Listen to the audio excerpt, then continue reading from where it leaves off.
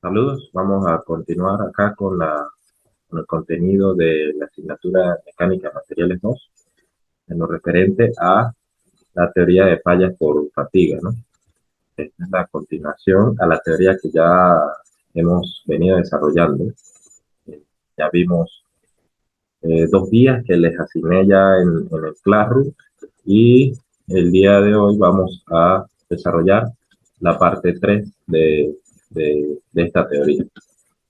En esta oportunidad, lo referente a esas características de esfuerzos fluctuantes. Como pueden ver, estos esfuerzos adoptan una forma sinusoidal en máquinas rotatorias debido a esa naturaleza de las máquinas rotatorias, ¿no? Pero no siempre son así de regulares como estas que tenemos acá, pueden ser también con ciertas formas irregulares, donde los picos máximo y mínimo son los que toman relevancia en, en cuanto a las características fundamentales de estas gráficas, ¿sí? Esos picos máximos y mínimos están definidos entonces por fuerzas máximas y mínimas que intervienen en ellas, en estos esfuerzos, por ende definen estas curvas con fuerzas alternantes y fuerzas fluctuantes, de la cual surgen estos esfuerzos donde se pueden observar en estas gráficas de esfuerzo-tiempo características que se repiten en cada una de ellas, ¿no? Tenemos un esfuerzo máximo, un esfuerzo mínimo por acá y los esfuerzos alternantes y medio, ¿no? Además de un delta, un esfuerzo, un intervalo de esfuerzo, perdón, donde vemos entonces lo que significa cada una y cómo calcular los esfuerzos medios y alternantes, además de la razón de esfuerzo y su amplitud. De estas ecuaciones podemos deducir que en ausencia de una entalla o de una muesca, estos esfuerzos van a ser iguales a los esfuerzos nominales que vemos acá, inducidos por dichas fuerzas. Y entonces, en presencia de una muesca o de una entalla, los coeficientes debido a esas muestras permanecen allí afectando los esfuerzos siempre y cuando se mantengan en esa región plástica del material. Es decir, el factor de concentrador de esfuerzo por esa entalla se aplica para ambas ecuaciones. Cuando la componente de esfuerzo estático produce fluencia localizada en la muestra, el diseñador tiene problemas. ¿Esto debido a qué? Debido a que la fluencia local, producto de ese primer ciclo, produce endurecimiento, deformación plástica y también endurecimiento por deformación, haciendo que la concentración o la nucleación de la grieta y la propagación de esta o la falla por fatiga sea más probable, ya que las propiedades del material pues cambian y son difíciles de cuantificar en esas condiciones. Entonces, es prudente para ese diseñador controlar el concepto del material y la condición de uso y la geometría de la pieza para que no ocurra esa fluencia localizada, ¿no? Existen varios análisis que permiten cuantificar de cierta manera esa fluencia localizada y por supuesto por la presencia de esas muestras que están ocasionando este problema, ¿no? Uno de ellos es el método del esfuerzo nominal medio, que establece que el esfuerzo alternante pues, está afectado, va a ser igual a ese esfuerzo nominal alternante afectado por ese factor de concentrador del talla o de la muestra, ¿no? Igual para el esfuerzo medio. Otro sería el método del esfuerzo residual, que sus resultados son comparables al anterior, pero ambos son aproximaciones. Para materiales útiles, el método de Dowling ¿sí? Aproxima mediante el modelado de comportamiento plástico perfectamente que expresa ese factor de concentración de esfuerzo de la componente de esfuerzo uniforme K sub F como las ecuaciones que estamos viendo acá. ¿Qué buscan estas ecuaciones? Para los propósitos de la materia, pues evitar la deformación plástica localizada cuando no se pueda evitar esa deformación plástica, pues usar estas ecuaciones que tenemos aquí, ¿no? Y si queremos ser más conservadores, pues hay ciertas relaciones donde perdón, ese factor de muestra, ese factor de concentrador de esfuerzo es igual a 1, haciendo que resulten igual el esfuerzo medio y el esfuerzo nominal medio. Vamos a ver entonces eso criterios de falla por fatiga ante esos esfuerzos que son variables. Ahora que se han definido ya esas componentes del esfuerzo asociadas con esa parte sometida a esfuerzos fluctuantes, se desea variar entonces el esfuerzo medio y su amplitud, que conocemos como alternante, ¿no? Esa componente alternante del esfuerzo. Vamos a ver entonces tres métodos para graficar esos resultados que se muestran en las figuras que vamos a estar viendo ahorita. El primero de ellos es el diagrama de Goodman modificado, el que muestra todas las resistencias y los valores límites de cada una de los esfuerzos para un esfuerzo medio en particular. ¿Sí? Vemos acá en el esfuerzo medio graficado en el eje de las abscisas y todas las demás componentes del esfuerzo en la ordenada, con el esfuerzo pues en la dirección positiva. El límite de resistencia a la fatiga se ve como se dibuja hacia arriba o hacia abajo del origen de coordenadas, ¿no? Según sea el caso. El esfuerzo medio es dibujado a 45 grados desde el origen hasta resistencia a la tensión. Podemos ver también que en esta gráfica de Goodman modificado, los esfuerzos de fluencia también son graficados en ambos ejes, porque la fluencia en este caso sería el criterio de falla que el esfuerzo máximo sobrepasa estos límites. Otra forma de representar esos resultados sería mediante esta gráfica, la 524, donde la chica representa esa relación media entre el esfuerzo, la tensión media y la tensión o el esfuerzo último. Vemos acá a la derecha está la tracción y a la izquierda la compresión. Y en la ordenada vemos la relación entre el esfuerzo alternante y el límite de resistencia a la fatiga. Esta recta BC representa entonces el criterio de Goodman modificado de falla. Vean entonces que la existencia de esfuerzo medio en esta zona de compresión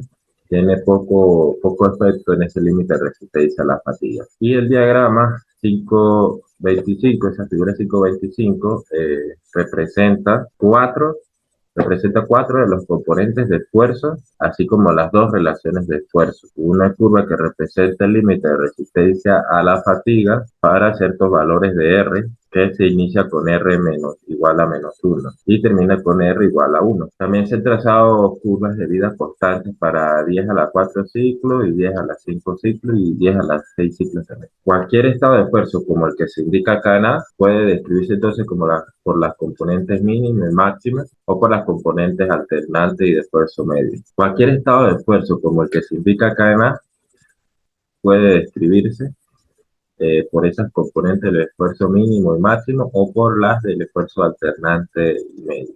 Bueno, la seguridad se indica cuando estas componentes de esfuerzo se encuentran por debajo de la línea de vida constante. ¿Sí? Vemos que este diagrama de fatiga más esto es creado para una 0IC 4340 con esas características. Las componentes entonces del punto A, ¿sí? Son el esfuerzo mínimo de 20 kPSI y el esfuerzo máximo de 120 kPSI. Entonces el esfuerzo medio viene definido por 70 kPSI y el esfuerzo alternante por 50 kPSI. Y tienen acá entonces el ejemplo de cómo utilizar esta gráfica. Bueno, esto es lo que les estaba hablando. Por acá, en la figura 526, el lado a tracción de esta figura, de la 524, se grafica acá por medio de resistencia, ¿sí? De esfuerzos, en vez de usar esas relaciones que estaban usando acá, pero con el mismo criterio de Goodman modificada, junto a cuatro criterios de falla también agregados, como son la de Langer, la de Herbert, la de Soderbergh y la ASME elíptica. Estos diagramas se trazan con la finalidad de hacer análisis y diseño. Prácticamente son esa su función, porque son como más sencillos de usar y que sus resultados se pueden escalar. Entonces el esfuerzo, en esta figura vemos que el esfuerzo referente al eje el esfuerzo alternante referente a la ordenada, el esfuerzo CFE se corrige, o el SF en su caso se corrige mediante los factores de Madrid que ya vimos, y el esfuerzo de fluencia falla, y el SY falla por el primer ciclo de fluencia. y ese Y falla por prudencia en ese primer ciclo. En las ordenadas, el eje del esfuerzo medio, vemos la resistencia a la fluencia y la tensión última. Ese punto A que vemos acá representa un punto límite con los esfuerzos alternantes y medios. Vemos cómo determinar la pendiente de esa línea de carga R y las ecuaciones para cada criterio de falla, ¿no? Tanto para la recta de Soderberg, la de Goodman modificado, la de Herbert y la de Asme elíptica. El criterio que hablan acá de geométrico de fluencia hace referencia a, a ese lugar geométrico que encontraron acá cuando, cuando fueron agregando cada una de las teorías de falla o fatiga a esta gráfica. Principalmente se trabaja ya con las teorías de Herbert y Asme elíptica, ¿no? Pero los diseñadores más conservadores aún siguen usando la de Goodman modificado, por lo que todavía incluye los libros de texto. Y bueno, estos criterios de falla se utilizan junto con una línea de carga definida por la ecuación esta. Y en las tablas que están acá, este material yo se lo facilito, pues se presentan las intersecciones principales. Esta de acá, las coordenadas de la amplitud y constante de la resistencia, intersección importante en el primer cuadrante de los criterios de falla de Goodman modificado y Lange.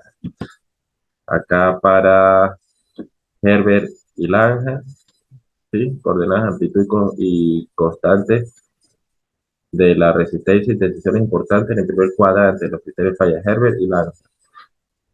Todas estas tablas pues ya las tendrán ustedes a disposición. La primera columna de estas tablas da las ecuaciones que se intersectan y la segunda da las coordenadas de dichas intersecciones. Existen dos formas de proceder para estos análisis. Una de ellas consiste en suponer que la fatiga ocurre primero y entonces se usan las ecuaciones 544 a 546 que ya se les dio para hallar ese factor de seguridad o el tamaño, dependiendo del estudio. La fatiga pues, es el modo de falla más típico. Luego se sigue con una verificación de falla estática. Si la falla estática se repite, entonces el análisis se hace usando la ecuación 547. Todas esas ecuaciones que tienen por acá. 647 acá. En el que y de manera alternativa, pues se pueden usar las tablas en el que hay que determinar esa línea de carga y establecer qué criterio intercepta primero a la línea de carga para usar las ecuaciones correspondientes que se digan en las tablas que ya les mostré. Vamos a ver entonces algunos ejemplos para afianzar esta teoría que vimos y que puede parecer un poco compleja. Dice por acá una barra de 1,5 pulgadas de diámetro se maquinó de una barra de acero IC 1050 estirada en frío. Se debe soportar una carga de tracción fluctuante que varía de 0 a 16 kilolibras debido a la condición de los extremos y al radio del chaflán. El factor de concentración de esfuerzo por fatiga es K sub F es de 1,85 para una vida de 10 a las 6 ciclos o mayor. Tienen determinado el esfuerzo alternante y medio, así como el factor de seguridad que protege contra la fatiga y la afluencia al primer ciclo de, entonces, A, la línea de fatiga de Herbert y B, la línea de fatiga asma-elíptica. Nos dan además el esfuerzo último a la tensión y la afluencia de esta barra. Vemos acá, de las cargas aplicadas que nos dan, podemos calcular esa fuerza media y esa fuerza alternante. Al ser la carga mínima en cero, estas fuerzas son iguales. Procedemos entonces a determinar el límite de resistencia a la fatiga. Vamos a emplear los factores de Marin que ya vimos, referente al factor de superficie casual de la ecuación 5.18, tabla 5.4, imaginado. El primer factor entonces a corregir es el de superficie, dice acá que es la ecuación 5.18 de la tabla 5.4 para maquinado, que es lo que es el problema. Entonces yo voy a pasarles al Classroom también unas tablitas en Excel donde están esas tablas. Para el ejercicio vamos a mostrarles Sí, tienen estas tablitas en Excel.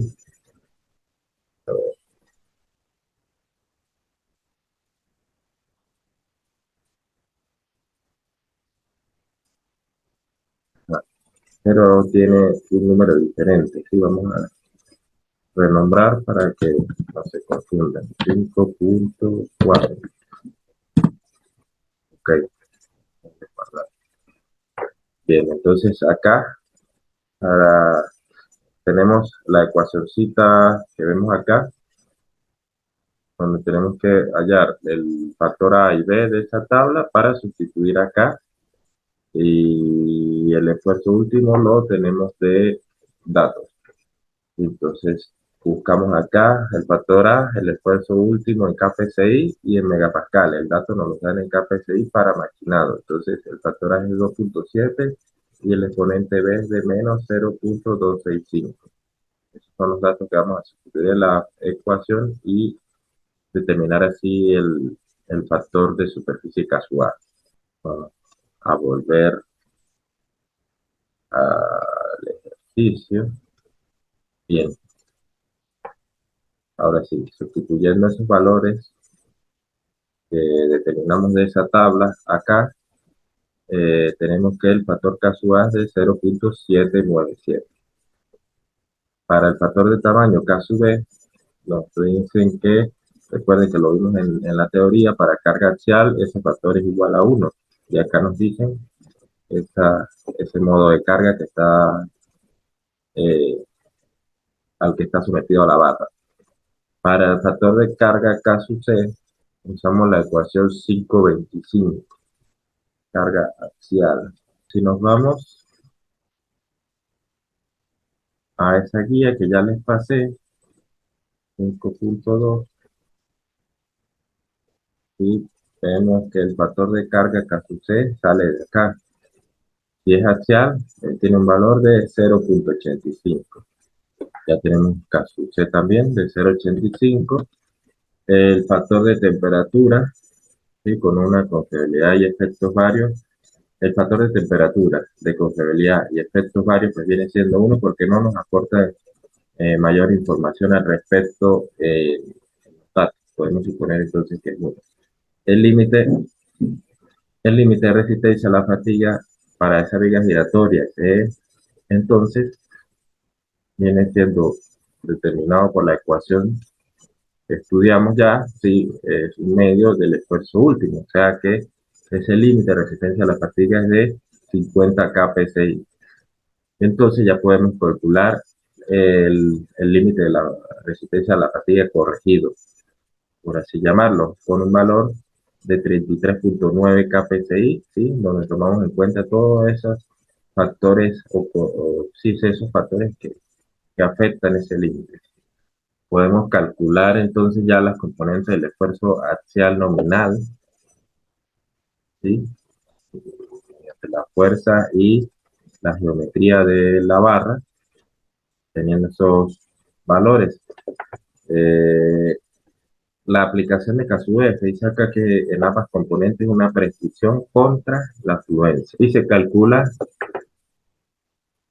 recuerden que nos lo dan acá en de datos, se calcula simplemente multiplicando el nominal por ese concentrador de esfuerzo por fatiga, ese concentrador, obteniendo así de igual manera el valor para alternante y medio de 8.38 kPSI. Vamos ahora a determinar ese factor de seguridad que nos pide el problema por la teoría de fatiga de Hertz. Tenemos acá ya todos estos valores y no queda más que sustituir y calcular ese factor de seguridad de 3.66. Y de la ecuación 547, el factor de seguridad a la fluencia en ese primer ciclo, tienen que simplemente sustituir la fluencia y los esfuerzos alternantes y medios que ya determinamos. Entonces, al tener esto calculado, vemos que la fatiga ocurría primero. Esto lo podemos comprobar en la siguiente figura, donde vemos que la línea de carga intersecta primero la teoría de Herbert. que es esta de aquí en el punto B. Y bueno, en las tablas que ya se le dio podemos calcular esa relación. Esta gráfica se puede dibujar a escala, ¿sí? Con valores reales. Y podemos determinar ese punto de intersección entre la fatiga y la afluencia al primer ciclo en las tablas que vimos por acá, la tabla 5.9, donde vemos las coordenadas de dicha intersección, ¿sí? Esta línea de carga R, recuerden que es la relación entre el alternante y medio, y empleamos esta ecuación para calcular esa tensión alternante, esta que vemos acá. Y el esfuerzo medio entonces es de 64 kPSI. Para el esfuerzo alternante, el R crítico lo que me va a decir, sí, se podía determinar, sin necesidad de esta figura, se podía determinar que la falla ocurriría por fatiga, calculando ese R crítico. Como les digo, entonces ya teniendo determinado este esfuerzo medio y mediante la afluencia y el esfuerzo medio ya calculado ese esfuerzo alternante, podemos calcular la pendiente de esta línea de carga crítica mediante estos valores, ¿no? Dándome 0.312, que es menor a la línea de carga real R1, indicándome que la falla ocurriría por fatiga antes que por estática en ese primer ciclo. Para la parte B, repitiendo el mismo procedimiento, sí, para las líneas asmelísticas, ¿sí? Calculamos ese factor de seguridad mediante la tabla 5.10. Tabla 5.10 está de aquí, el factor de seguridad a la fatiga, y tiene un valor de 3.35, que es menor que el que ya habíamos calculado anteriormente, ¿no? De 5.01. Por lo tanto, la fatiga ocurrirá también primero. Para calcular entonces las coordenadas SA y SM, nos vamos a la tabla 5.10 en el primer reglón, con R igual a 1.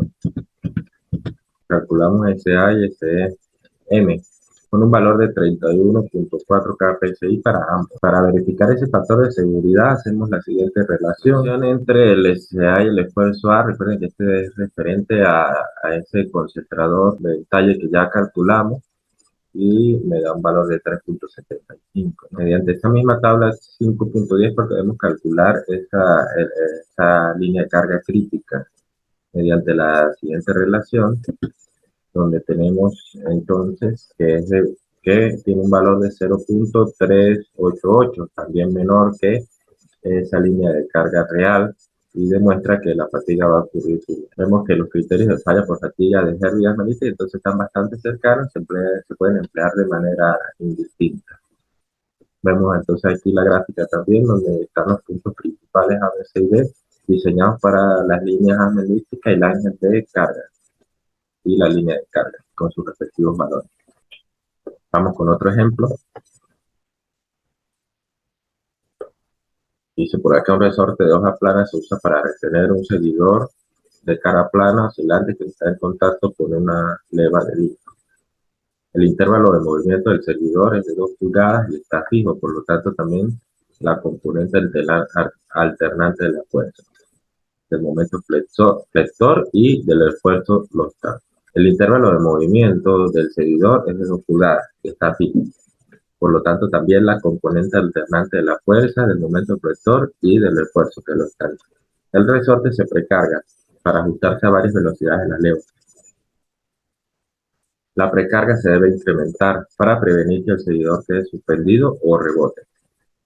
Para velocidades bajas, la precarga tiene que disminuir para obtener vida larga de la superficie de la leva y del seguidor. El resorte es un elemento de acero envoladizo de 32 pulgadas de longitud, 2 pulgadas de ancho y 1/4 de pulgada de espesor, como se puede ver en la siguiente figura que ya les muestro. Resorte de retención de leva con su seguidor. Las resistencias del resorte y a la última, la tracción y la influencia y el límite de resistencia a la fatiga ya corregido se presenta acá. El movimiento total de la leva dice aquí que son de 2 pulgadas, ¿no? El diseñador desea precargar el resorte estableciendo una deflexión de 2 pulgadas para velocidad baja y 5 pulgadas para velocidad alta. Nos piden desgraficar las líneas de falla de Herbert, Langer y la línea de carga. y en una parte B cuáles serían esos factores de seguridad y resistencia correspondientes a 2 pulgadas y 5 pulgadas de precarga. Para dar solución a este problema, comencemos calculando el segundo momento de área. El segundo momento de área de la sección en voladizo, o que tiene este valor. La relación entre la deflexión y en el extremo libre y la fuerza F es la que se presenta a continuación, donde podemos despejar esa fuerza F. Entonces, la relación entre el esfuerzo y la flexión viene dada por la siguiente ecuación, sustituyendo esto que ya tenemos acá. Pueden comprobar esta sustitución que se hizo acá, donde se obtiene este resultado, K por Y. Esto va a generar una solución analítica, ¿no? Donde K viene siendo este término, con un valor de 10.99 kPsi por pulgada. Los mínimos y máximos de Y y del esfuerzo vienen dados entonces por las siguientes expresiones. Esta expresión, 10.99 kPsi para el alternante y 10.991 más delta para el esfuerzo medio. Ya podemos evaluar que para un delta igual a 0, el esfuerzo alternante y medio es 10.99, ¿no? Acá sustituyendo esto. Que sería igual, lo podríamos llevar a 11 kPsi. Y para delta igual a 2 pulgadas, el esfuerzo alternante es de 11 kPsi, el esfuerzo medio de 33 kPsi. De igual manera, para un delta igual a 5 pulgadas, este caso que tenemos acá, el esfuerzo alternante es de 11 kPsi igual, y que se mantiene constante todas, y el esfuerzo medio de 65. Se muestra entonces en esta gráfica las líneas de Herbert y Lange. Las tres deflexiones de la precarga que estuvimos hablando en el enunciado son estos puntos A' y A'', ¿no? Que corresponden a 0, 2 y 5 pulgadas. Podemos observar entonces que como el esfuerzo alternante es constante igual a 11 kPsi, esta línea de carga es horizontal y pues, por supuesto no contiene al punto origen. La intersección entre ese lugar geométrico de la línea de carga y la de Herbert se determina resolviendo la ecuación, por acá está, esta que tenemos acá, ¿sí? A partir de esa ecuación 5.40. Resolviéndola podemos obtener eh, el SM es igual a 116.9 kPsi. Para la intersección de la línea del ángel con la línea de carga utilizamos la 5.42, esta ecuación, y tiene un valor de 116 kPsi. Vemos que las amenazas entonces para fatiga e influencia en ese primer ciclo son prácticamente iguales. Y bueno, para los factores de seguridad simplemente es sustituir ya en las ecuaciones para 2 pulgadas y para 5 pulgadas de esa precarga de elongación que estaba hablando del problema. Les dejo por acá para que repasen este problema, el 12. Les dejo por allí los problemas para que los analicen, los revisen. Están paso a paso explicados. Igual hay un poco de teoría aquí que vamos a estar estudiando.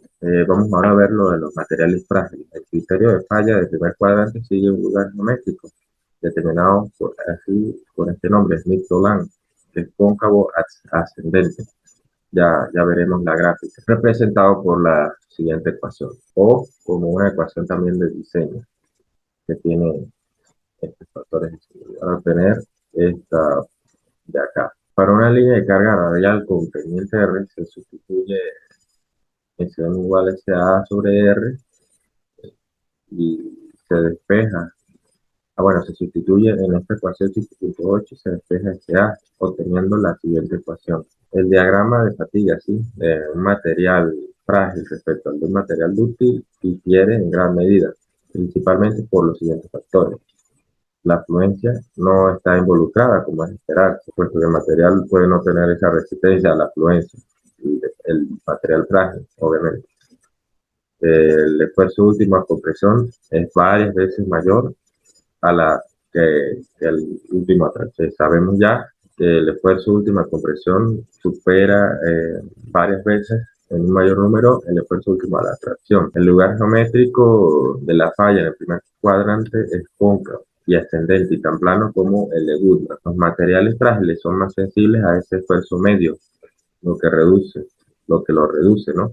Pero los esfuerzos medios de compresión son beneficiosos para él. A pesar de esto, pues no se ha trabajado lo suficiente en la fatiga frágil, por lo que aún no hay esas generalidades útiles que sirvan para el estudio, ¿no? Y entonces se estudiará en ese primer cuadrante y algo del segundo. El dominio más probable que usa el diseñador pues está en el siguiente rasgo. Sí, para el esfuerzo medio tiene que ser mayor ese, al menos el esfuerzo último, pero menor que ese último. Está entre el rango que se observa acá, entre los esfuerzos últimos negativos y positivos. El lugar geométrico del primer cuadrante es algo entre Goodman, Sundolan o entre los dos. Y la parte del segundo cuadrante que se usa se representa por una línea entre los puntos del menos esfuerzo último y el esfuerzo último y cero y el límite de prudencia escogido que tiene esta ecuación acá. Vamos a llamar 5,52. Entonces, en las tablas, el límite de fatiga que se establece es K A por K B y el esfuerzo y la resistencia última a la fatiga. Solo es necesario hacer correcciones para los demás factores. Y K C, promedio de esa carga axial, y la torsión es de 0,9. Vemos entonces acá un ejemplo. Vemos por acá un ejemplo entonces para una condición gris. Van a analizar ese ejemplo para, para que también sepan determinar esas fallas por fatiga, análisis por fatiga de elementos, piezas frágiles. Aquí está la curva que se describía de forma cóncava y bueno, la solución y de cómo usar estos concentradores de esfuerzos. También les voy a subir la gráfica para una barra de sección rectangular en tracción o compresión con un agujero transversal como el que tenemos acá para el problema. Entonces, simplemente interceptar acá y encontrar ese valor.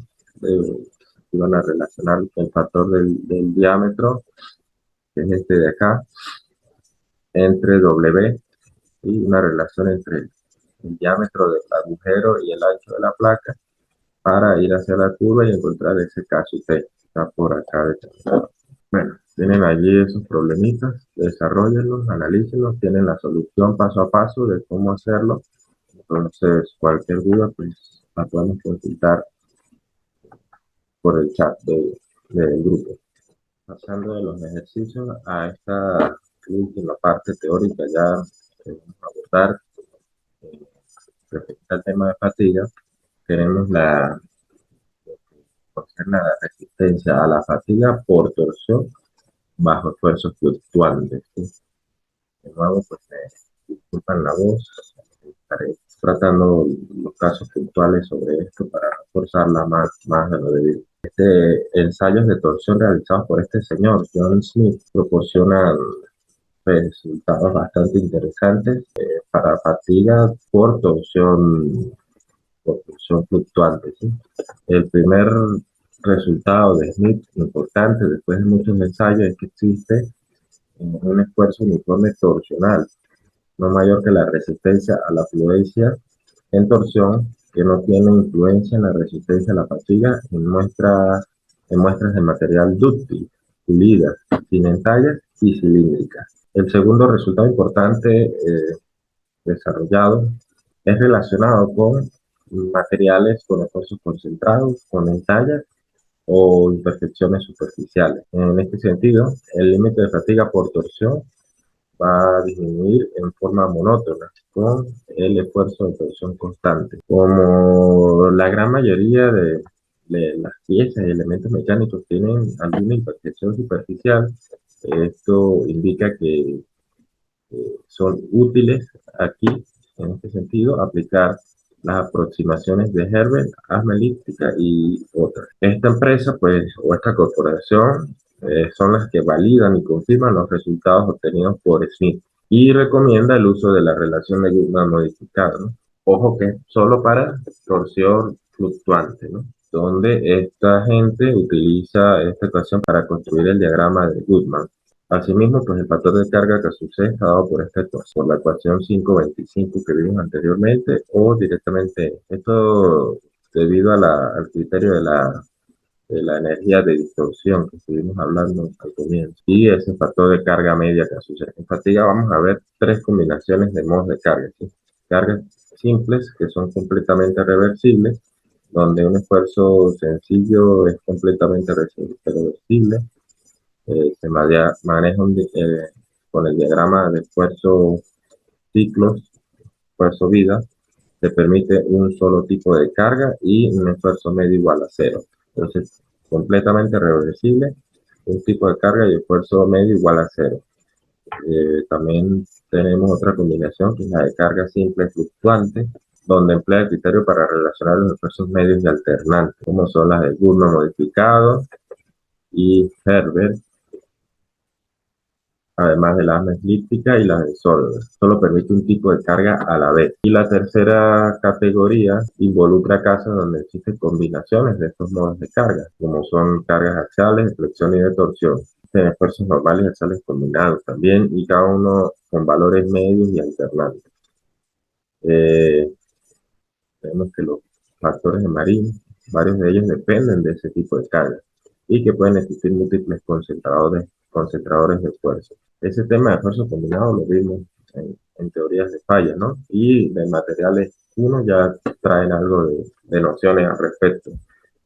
Entonces, las teorías de fallas de energía de distorsión o Von-Mises-Henke probó ser un método satisfactorio en estos casos. Aquí se utilizará ese mismo enfoque. Vemos entonces acá un ejemplo de fuerzas equivalentes y cómo calcular los efectos o los esfuerzos producidos por esas cargas equivalentes al estudiar una sección transversal, ¿no? Bien sea para este caso el punto H o punto K. Podemos determinar aquí los esfuerzos axiales y las fuerzas que están comprometidas en ese esfuerzo, así como los portantes que están involucrados allí. Para este tipo de casos, pues es importante aplicar el factor apropiado de concentración de esfuerzos por fatiga, caso F que ya vimos. Para los esfuerzos axiales, un caso de F axial, para los de flexión, un caso de F de flexión, y para los de torsión, un caso F de torsión. Además de calcular los esfuerzos de Von-Mises alternante prima y media prima. El esfuerzo plano viene dado entonces por las siguientes ecuaciones para calcular esos esfuerzos, y en el esfuerzo uniaxial, este es para dos dimensiones y para una dimensión. Para completar ese análisis se debe seleccionar un criterio de falla, ya sea lo que hemos visto, el límite de fatiga, por supuesto.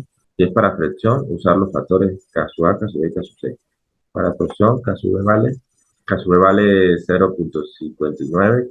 Para torsión, aquí vemos los casos para el valor de toma K-B. Estos se toman en cuenta para calcular esos esfuerzos a inicio. Para un factor de carga axial, la carga axial puede considerarse dividir el esfuerzo axial alternante mediante el factor de carga axial de 0.85. Para casos de un eje con esfuerzos axiales, los esfuerzos son medidos por flexión y esfuerzos de corte por torsión. Cada uno de estos esfuerzos tiene esfuerzos medios alternantes, por lo tanto, los esfuerzos Von-Mises vienen dados por estas expresiones que tienen acá. Para la referencia del primer ciclo de carga se calcula el esfuerzo máximo de Von-Mises, el esfuerzo prima máximo. Para ello se debe sumar el esfuerzo axial y de flexión alternantes y medios para obtener ese sigma máximo. La suma de los esfuerzos de corte alternante y medio para obtener el cortante máximo, sustituir esos esfuerzos máximo y cortante máximo en la ecuación de esfuerzo Von-Mises. Un método bastante conservador, pero mucho más simple, es dado por esta expresión. Si las componentes no están en fase, pero tienen la misma frecuencia, los máximos pueden encontrarse expresando cada componente en términos trigonométricos usando ángulos de fase y sumándolos. Eso es un poco más complicado. Si dos o más componentes tienen diferentes frecuencias, el problema es bastante difícil. Una solución podría suponer que las dos o más componentes alcanzan frecuentemente una condición de fase de manera que sus magnitudes puedan sumarse, ¿no? Pero bueno, eso es algo, algo adicional que podría verse en un tema particular de diseño, que no vamos a profundizar acá. Bien, tienen acá algunos ejemplos donde se aplican estos factores para un caso de torsión, para un eje rotativo que está hecho con un tubo de acero tal, estirado en frío, nos dan el diámetro y espesor de la pared, tiene un agujero, ¿no? De diámetro taladrado en dirección transversal. Nos piden estimar el factor de seguridad que protege contra fallas por fatiga estática para ciertas siguientes condiciones. Tienen acá las soluciones de ejercicio, las tablas que se emplean, como les digo, para que yo les estaré subiendo esas tablas al Classroom al momento que tengan ya también habilitado este video. Que no es más que todo buscar esos factores y sustituir en las ecuaciones que ya hemos visto, ¿sí? Tienen este ejemplito acá para este caso de fatiga para torsión, ¿sí? Bajo esfuerzos fluctuantes. Y bueno, con esto tienen ya la teoría que vamos a estar abordando hasta el momento para fatigas, las teorías de fallas por fatiga que ya hemos visto. Próximamente estaremos desarrollando más ejercicios prácticos para afianzar estos conceptos que están disponibles ya en, en la materia. Nos vemos próximamente entonces. Disculpen lo bajo de mi voz. Trataré de, en lo que esté acomodando el video, subirle el audio para que se escuche bastante fuerte. Hasta luego.